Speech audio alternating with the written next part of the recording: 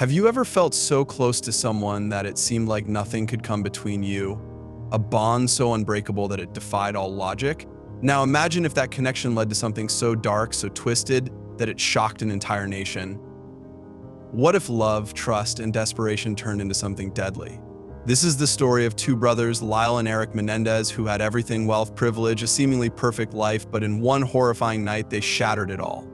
What drove them to commit the unthinkable? And was there more to their relationship than what met the eye? True crime involving family. Every family has secrets. Any family can cross the line. Hi, I'm Matt. Welcome to Houseville, where true crime meets the complexity of family bonds. Today, we're diving into a case that has haunted people for over 3 decades. The Menendez Brothers, two young men who not only shared a bloodline but an eerie connection that some say crossed the line. On August 20th, 1989, they brutally gunned down their own parents in their lavish Beverly Hills home. Was it cold-blooded murder for money, or was it the final act of two deeply broken souls trying to escape a lifetime of torment? Let's unravel this tragic tale together. To the outside world, the Menendez family had it all.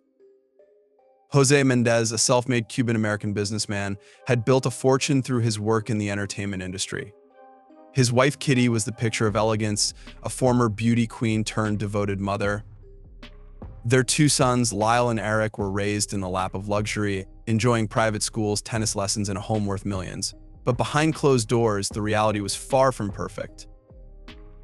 Jose was a ruthless man, both in business and at home. He demanded nothing short of perfection from his sons, instilling a deep fear in them. According to later testimonies, he ruled the household with an iron fist. Kitty, meanwhile, battled demons of her own. Alcohol and prescription drugs became her escape from the pressures of maintaining the family's perfect image.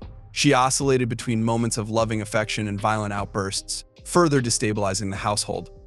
The result? A toxic home filled with fear, control, and secrets too dark to speak of. The sons, Lyle and Erik, were raised in an environment of wealth and suffocating expectations. They weren't simply being molded into future businessmen, they were being forced into a rigid role of obedience. Despite the dysfunction, the brothers found solace in each other. Unlike typical siblings who often grow apart in their teenage years, the Menendez brothers seemed almost codependent. They weren't just brothers, they were each other's world. Their relationship was intense, deeply emotional, and at times unnerving. They shared everything: hopes, fears, and as we would later learn, secrets that would shock the world. Lyle, the elder brother, developed a rebellious streak, getting into trouble at Princeton for plagiarism and struggling under his father's oppressive demands. Erik, the quieter of the two, immersed himself in tennis, a sport in which he excelled. But beneath the surface, both brothers harbored a growing resentment towards their parents. This resentment turned into something far darker, an all-consuming fear, a realization that their world would never change unless they took drastic action. Then came that fateful night. Jose and Kitty were relaxing in their study, watching TV, unaware that their sons were creeping through the house, armed with Mossberg 12-gauge shotguns. Lyle fired first, striking his father in the back of the head. Erik followed, the gunshots echoing through the grand estate. Jose was hit 6 times, his powerful presence reduced to nothing in mere seconds. Kitty, startled and terrified, attempted to run. Desperate, bleeding, she crawled for her life. But Lyle reloaded, aimed, and ended it all with a shot to her face. The house fell silent. The parents were dead. The brothers stood over their lifeless bodies, their hands trembling, their breaths ragged. The initial shock wore off quickly. What did they do next? Call the police in a panic? Show any sign of remorse? No. They went to the movies.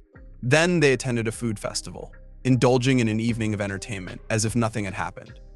It was only later, when they returned home, that they dialed 911, their voices filled with well-rehearsed horror as they claimed to have just discovered the gruesome scene. "Someone killed my parents." Lyle's desperate voice rang through the call. The perfect act had begun. Over the next several months, the brothers behaved in a way that raised eyebrows. They spent nearly $700,000 of their parents' fortune, expensive clothes, luxury vacations, business ventures, even expensive psychotherapy sessions. They weren't just spending, they were reveling in their newfound freedom, as if the murder had been a weight lifted off their shoulders. But freedom had its price, and soon the web of lies they had spun would begin to unravel.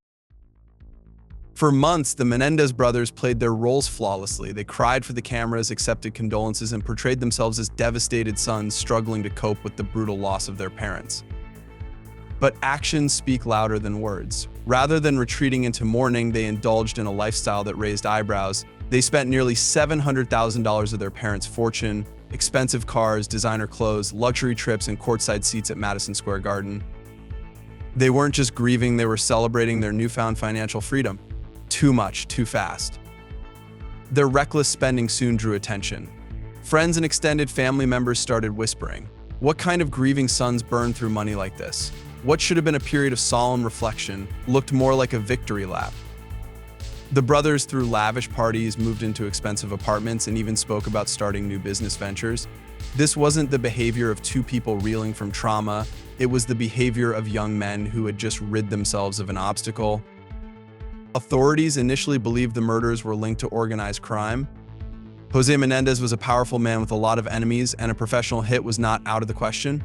But as authorities initially believed the murders were linked to organized crime, Jose Menendez was a powerful man with a lot of enemies, and a professional hit was not out of the question. But as detectives followed the money, all signs pointed back to Lyle and Erik. The way they spent, the way they acted, it didn't match the profile of devastated children, and yet, without hard evidence, the police had nothing to act on. The brothers might have gotten away with it if it weren't for one crucial mistake. Erik, the younger and more emotionally fragile of the two, sought therapy. Guilt, fear, or a subconscious need to confess. Whatever the reason, he unburdened himself to his psychologist, Dr. Jerome Oziel. Erik spilled everything: the plan, the execution, the aftermath. He believed his secret was safe, that doctor-patient confidentiality would protect him. But secrets don't stay buried. Oziel, sensing the weight of the confession, did something highly controversial. He recorded their sessions, and worse, he shared the tapes with his mistress, Judalon Smith. When their torrid affair ended in bitter conflict, Judalon, filled with spite and resentment, went to the police with the recordings. The case that once lacked physical evidence suddenly had its smoking gun. Lyle was arrested first, on March 8, 1990. Erik, who had been traveling in Israel, received the news and had a choice: run or face justice. He returned to Los Angeles and surrendered 3 days later. The Menendez brothers, who had once been inseparable, now faced the most brutal separation of all: their own reckoning. The arrest was just the beginning. The trial that followed would be one of the most dramatic, controversial, and widely discussed cases in American history. The trial of the century was about to begin, and the world was watching. Court TV broadcasted every detail, turning the Menendez brothers into household names. But what made the case truly extraordinary wasn't just the crime, it was their defense.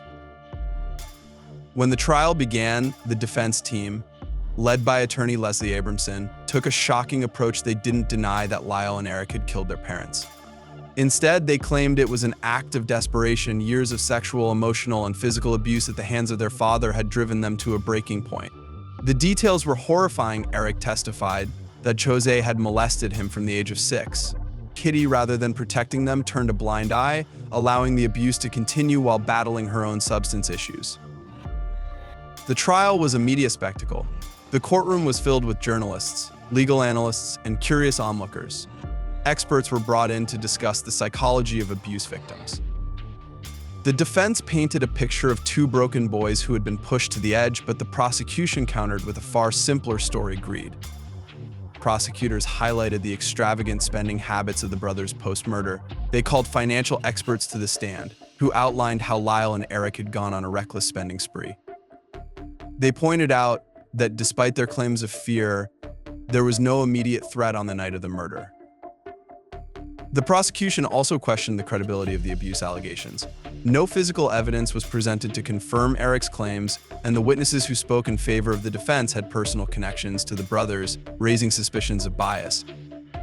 The cross-examinations were ruthless. Prosecutors dissected every inconsistency, every hesitation, every moment of doubt. Meanwhile, the media frenzy around the case continued to grow. Televised reenactments of the crime aired nightly. Talk shows debated whether the brothers were victims or cold-blooded killers. Courtroom footage was analyzed frame by frame. The trial became not just about the Menendez brothers, but about broader societal questions. How does the justice system treat claims of abuse? Can psychological trauma justify murder? As the case dragged on, the public remained divided. Some saw two young men who had suffered unimaginable horrors, while others saw privileged killers using abuse as an excuse. The jury faced an impossible decision.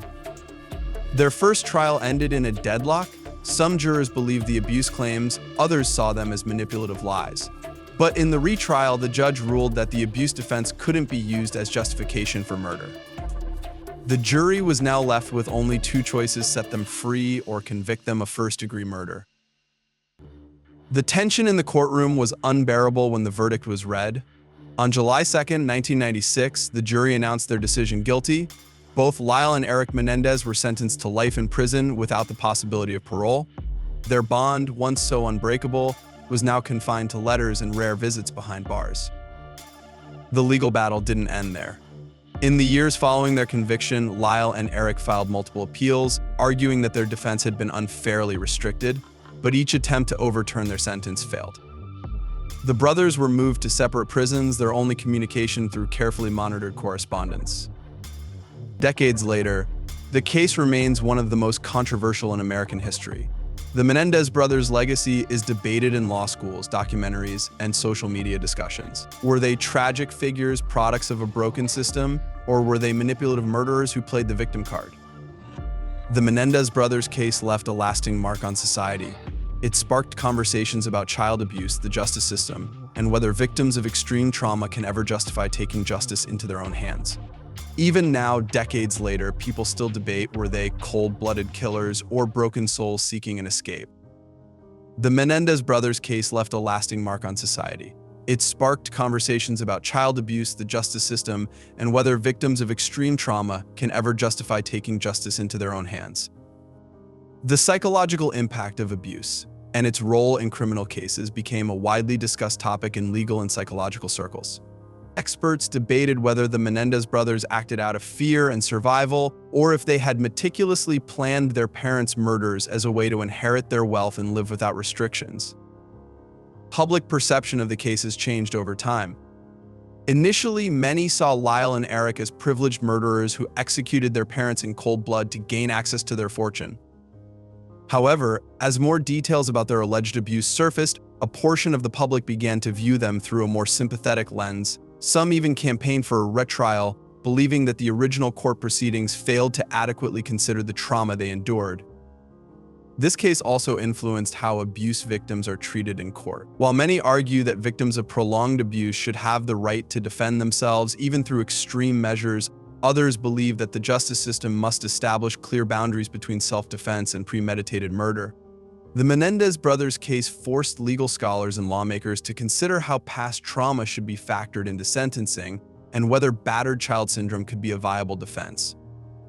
Decades later, social media has reignited interest in the case. Platforms like TikTok and YouTube have seen a resurgence of discussions about the Menendez brothers, with younger generations questioning whether their sentence was fair. Some believe the case was mishandled due to biases in the justice system, while others insist that justice was served. Documentaries and television series have continued to explore the case, keeping the debate alive and bringing new perspectives to light. Even now, people still debate, were they cold-blooded killers or broken souls seeking an escape? The questions remain unanswered, and as long as the case continues to be revisited, the debate will rage on. What do you think? Let's discuss in the comments. Do you believe justice was truly served? Or do you think Lyle and Erik deserved a different fate? Let's keep the conversation going. And if you found this story compelling, don't forget to subscribe to Houseful for more deep dives into the darkest family secrets.